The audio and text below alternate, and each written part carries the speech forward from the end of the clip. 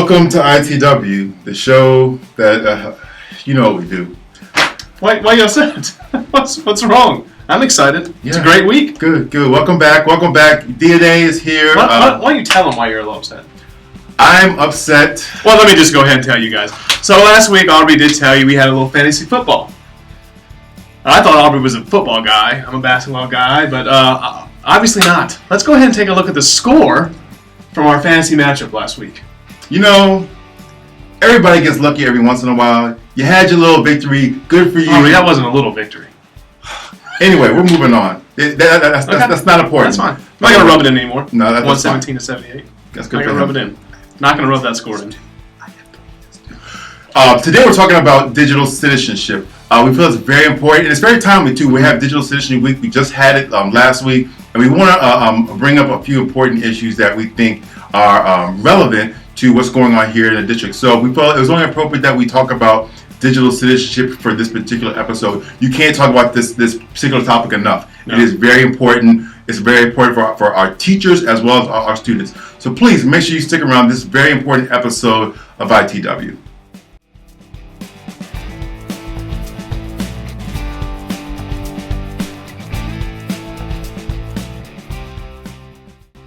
All right, guys, last week was Digital Citizenship Week, October 19th through the 25th. Digital citizenship, guys, is a very serious matter, and it might not fall into your content area or what you believe you know, but it's something that each teacher, kindergarten through senior English, every teacher needs to have some sort of conversation regarding digital citizenship with their students at some point. Absolutely. Okay. When you think about digital citizenship, one of the first things that comes to your mind can be digital conversations, and that's probably what people hear about the most. Yes. In the news. And digital conversations can include things from texting to posting things on Instagram or posting on blogs, chatting, anything like that. So we need to be aware of different tools that you guys can be made aware of that can help our students. Right, and the good thing is we kind of have some tools that are already available to us. We know a lot of our students are already online, using social media tools, and it's important for us to have that conversation with them about what's the appropriate response to things that are inappropriate, how they're going to react to those different kinds of things. We need to begin that conversations with them. And the great thing is we do have certain things that are available that people are already using, like our learning management systems, our Google Classrooms, our Edmodos, Schoologies, Gaggles, all these different systems that we're using. These are areas where our students have the ability to communicate with one another. Now, it may be something that they have to do as an entire class, but in certain spots they may be able to communicate with each other individually. And it's important that we use these tools because it is a much safer environment. We use these tools to help our students learn how to converse responsibly when they're on a digital application.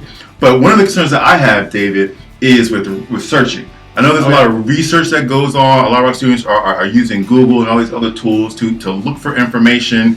And I find just a lot of basic copy and paste, not giving proper credit to different resources. And that's a concern that I have, and I'm always just wanting to provide students with just different ideas and understanding why it's important, and this is how you can do it, because there is real simple ways where you can do this research. Yeah. There's a lot of simple ways that we can inform our students about using research. Obviously, the most common research search engine is Google, and Google has a great Google's research tool is phenomenal. Yes. You can go in there when you search for Google.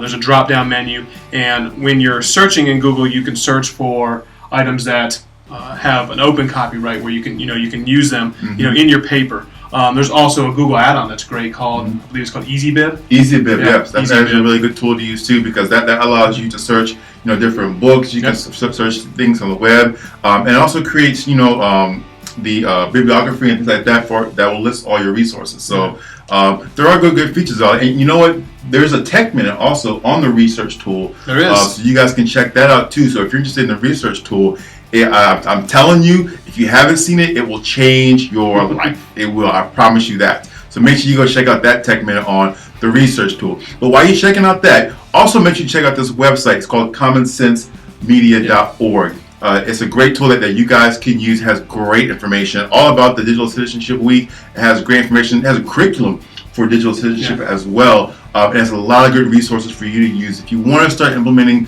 digital learning, digital citizenship into your curriculum, which we all should. We all need, like you were saying before. It should be embedded. It's like that. We all need to take that responsibility on and pass that on to our students.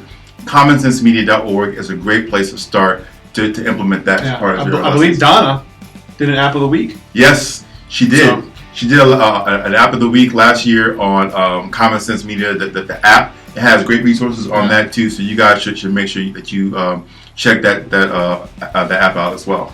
So if you get a chance, we went over a lot of different things. Common Sense Media, the app. Check all those things out because digital citizenship is very important for all of our students here in the district.